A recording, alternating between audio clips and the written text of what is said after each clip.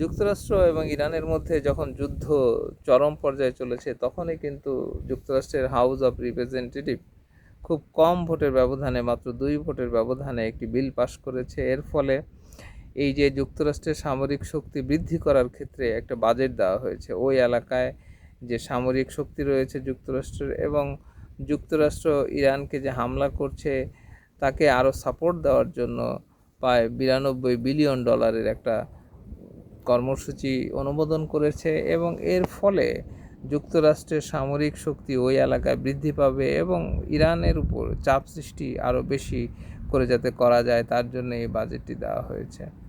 মাত্র 2 ভোটের কারণে এইটি পাশ হয়েছে, অর্থাৎ এর পক্ষে ছিল 216 এবং বিপক্ষে ছিল 214। 2 ভোটের ব্যবধানে এই বিলটি পাশ হয়েছে। তার মানে বোঝা যাচ্ছে যে যুক্তরাষ্ট্রের প্রতিনিধি সভায় 2 ধরনের মানুষই রয়েছেন, এবং এর দল মত নির্বিশেষে 2 পার্টিতে এই পক্ষে বিপক্ষে লোক রয়েছেন।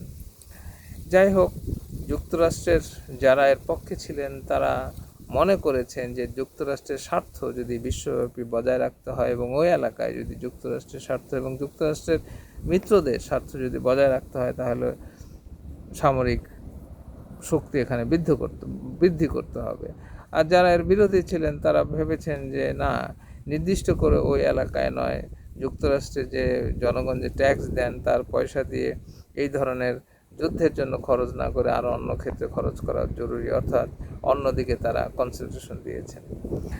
এবং যে যাই বলুক, যুক্তরাষ্ট্র তার স্বার্থ দেখবেই, কারণ হচ্ছে যে যুক্তরাষ্ট্র শুধু যুক্তরাষ্ট্রকে কেন্দ্র করে চলে না, সারা পৃথিবীকে তার অর্থনীতির সাথে যুক্ত।